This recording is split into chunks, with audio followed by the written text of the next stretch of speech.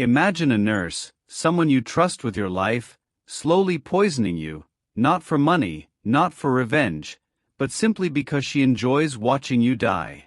This was the reality for Jane Toppan's victims, a woman who turned healing into murder and pleasure into pain. Are you ready to uncover the twisted mind of a killer hiding behind the mask of a caregiver? Jane Toppan was not just a nurse, she was a killer. While her patients trusted her to care for them, she secretly enjoyed causing their suffering. Instead of healing, she was poisoning them, watching them die slowly. By the time she was caught, Jane had confessed to murdering at least 31 people, but some believe the number could be much higher. In today's episode of the world's deadliest serial killer documentaries, we will explore the chilling story of Jane Toppan, known as the Angel of Death. What pushed her to kill? How did she manage to hide her true nature for so long? Get ready to uncover the terrifying truth behind one of America's most notorious female serial killers. Jane Toppan, born Honora Kelly in 1854 in Massachusetts, entered the world during a time of great social and economic upheaval. From her very first breath, Jane's life was marked by struggle. Her father, a drunken and abusive man, abandoned the family when Jane was just a child. With her mother unable to cope with the mounting pressures of single parenthood, Jane and her siblings found themselves thrust into the cold, institutional life of an orphanage. Here, amid the chaos of neglected children, Jane's early years were devoid of love and nurturing. Can you imagine growing up feeling unwanted and unloved? What might that do to a person? The void of affection and stability in Jane's formative years would prove to be a breeding ground for her later darkness. Living in an orphanage stripped Jane of her sense of belonging and security, a feeling that would shadow her for the rest of her life. After several tumultuous years, Jane was adopted by the Toppan family. This new family offered her a fresh start, a chance to rewrite her story. However, while Jane received a new name and a new home, the scars of her past continued to linger. Despite the love and care extended by her adoptive parents, Jane struggled to shed the weight of her traumatic childhood. Little did anyone know that these early experiences would profoundly shape her psyche, laying the groundwork for a chilling transformation that was yet to come. The emotional wounds from her youth began to manifest in troubling behaviors, foreshadowing the darkness that lurked beneath her seemingly kind exterior. In her 20s, Jane began to pursue a career in nursing. The profession presented a unique opportunity for her. It allowed her to be intimately involved with life and death, and this duality would soon be twisted to her advantage. As Jane donned her nurse's uniform, she quickly garnered a reputation as a diligent caregiver. Her colleagues admired her work ethic, and her patients praised her kindness. She appeared to be the very embodiment of compassion, a far cry from the monster that lurked beneath the surface. What if the person you trusted most was the one who wanted to harm you?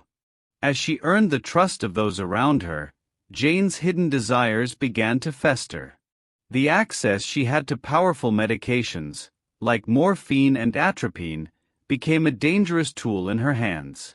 Instead of using these substances to heal, she began to experiment, feeding her own twisted sense of power. This marked the beginning of a horrifying journey into murder. What was once a noble profession became her greatest disguise. With each patient she treated, Jane felt an exhilarating rush of control. The caring facade she wore was a perfect cover for her darkest impulses. In her mind, she transformed from a mere caregiver into a godlike figure, controlling life and death with a mere syringe. As Jane's confidence grew, so did her appetite for destruction. Her first victims were often frail elderly patients, already teetering on the brink of death. Under the guise of providing care, she would administer fatal doses of poison, all the while feigning concern and compassion. Each time a patient succumbed to her fatal attentions, Jane felt a thrill unlike any other, her heart racing as she played this deadly game. How could someone who was supposed to save lives become a monster instead? For Jane, the act of murder was no longer just about taking life, it became a twisted form of entertainment. Watching her victims succumb to her poisons was a sickening blend of power and pleasure.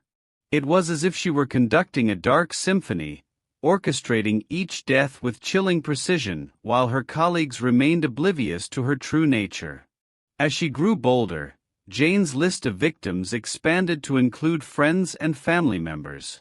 One of the most shocking betrayals came when she murdered Mrs. Davis, an elderly woman who had taken her in during hard times. Jane's chilling actions illustrated her complete lack of empathy and moral compass. She killed the very person who had shown her kindness and support. In Jane's eyes, human lives were mere pawns in her twisted game, easily discarded when they no longer served her purpose. The trail of suspicious deaths surrounding Jane Toppan eventually caught the attention of law enforcement. The turning point came after the death of Mrs. Davis, which raised red flags among the authorities.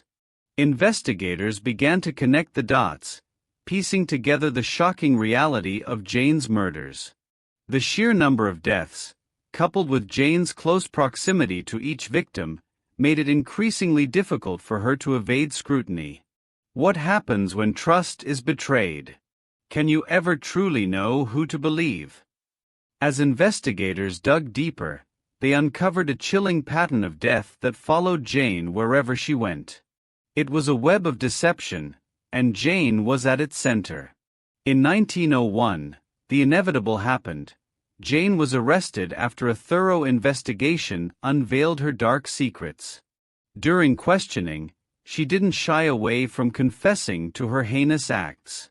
In fact, she openly reveled in the details of her crimes, stating that she loved watching her victims die.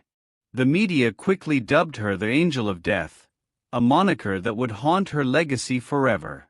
Jane's trial became a sensational public spectacle, attracting crowds that were both horrified and fascinated by her story. The courtroom was filled with people struggling to comprehend how someone they had trusted could commit such gruesome acts. How does society respond when someone we trust becomes a killer? As the trial unfolded, Jane's chilling demeanor only intensified the public's morbid curiosity. During the proceedings, she confessed to her crimes without a hint of remorse. She declared with chilling indifference, "My ambition was to have killed more people, helpless people, than any man or woman who ever lived." Ultimately, the jury found her not guilty by reason of insanity. Instead of facing prison time, Jane was committed to a mental institution. The verdict left many people shocked and enraged, raising pressing questions about accountability and justice. How could someone who so callously took lives be deemed insane? The trial and its outcome would leave a lasting impact on the public consciousness, forever altering perceptions of mental health and criminal responsibility. Following her arrest, Jane Toppan's notoriety skyrocketed. She became one of the most infamous female serial killers in history. Her case not only captivated the public's attention, but also sparked critical discussions about the potential dangers lurking within the healthcare system. Can someone you trust be capable of such evil? Jane's story reminds us that appearances can be deceiving. In response to her shocking crimes, hospitals began implementing stricter regulations regarding medication administration and the oversight of nursing staff. Jane's legacy serves as a chilling reminder of how someone in a position of care could exploit their authority for malicious purposes. The healthcare system, once a sanctuary for healing, had to grapple with the realization that its very foundations could be compromised by individuals like Jane. In retrospect, Jane Toppan's life was a twisted tale of trust, betrayal, and the darkest aspects of human nature. She exploited the vulnerabilities of those who relied on her for care, transforming from a nurturer into a predator. While deemed insane by the courts, many are left wondering what truly drove her to commit such heinous acts. What dark impulses lurked beneath her seemingly kind exterior? What if the person caring for you was hiding a dark secret? Jane's story leaves us with more questions than answers. As we wrap up this chilling journey, thank you for joining us in exploring the dark and twisted life of Jane Toppan. Don't forget to like, subscribe, and share your thoughts in the comments. What do you think could drive someone to kill for pleasure? Stay tuned for our next episode, where we will explore another dark chapter in true crime history.